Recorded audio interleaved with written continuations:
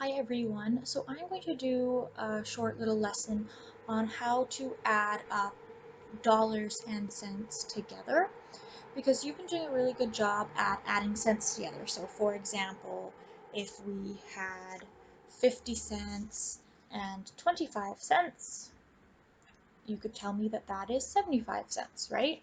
Or you can also add dollars together. If you have $2 and $1, we know that that's $3. But what happens if you are adding dollars and cents together? How would that work? So I'll give you an example. So let's say we have $2 and then we have 50 cents. Do you know how we would add those together? What do you think it would be? How much money would we have in total? So we would say that we have $2.50. $2.50 is another way to do it.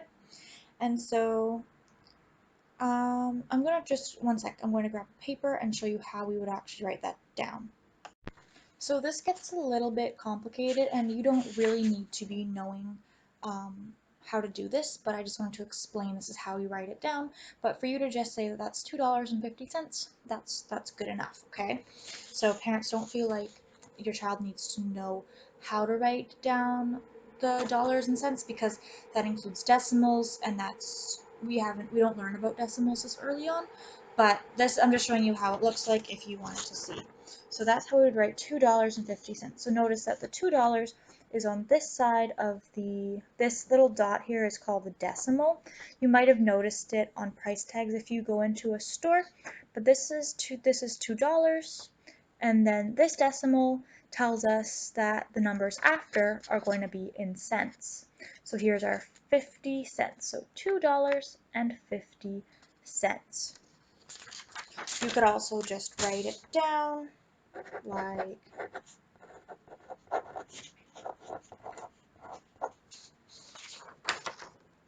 that as well. So $2.50. However you want to write it down, you could even draw pictures. That's fine. So you don't need to write it with the decimal. Okay. So what if I had $2, $1, and 50 cents? How would I add all of these together?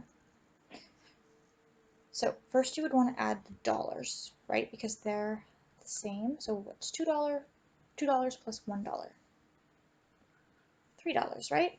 So then we know we have $3 and then 50 cents. So it would be $3.50 I have in total. Now, I want to show you another tricky one. Because let's say that we're adding some cents together. Let's say I have a 50 cents, another 50 cents, and a 25 cents. Do you know how to add all of these together? So how I would do it is I would first do 50 plus 50. So do you know what 50 plus 50 is? 100, right? So what do we know about 100 cents? 100 cents equals $1, right? So here I have $1. Even though it says 50 cents plus 50 cents, I know that that is $1. And then I would add my 25 cents here. So this is $1 and this is 25 cents. So if I add those together, what would I get? $1.25, right?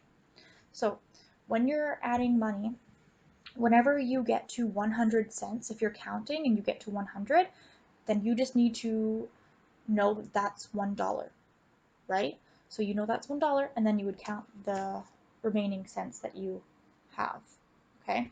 So I know it's a little bit tricky, and we're still learning, and in kindergarten grade 1 we just want to have a very basic understanding of money, so don't worry too much about writing the amount down properly. You could even draw me a picture if that's easier for you, or if you want to try writing it down one of these ways, you can, okay? So I hope you have fun adding up the different amounts in your shop. I can't wait to see the things that you choose to be in your shop this week.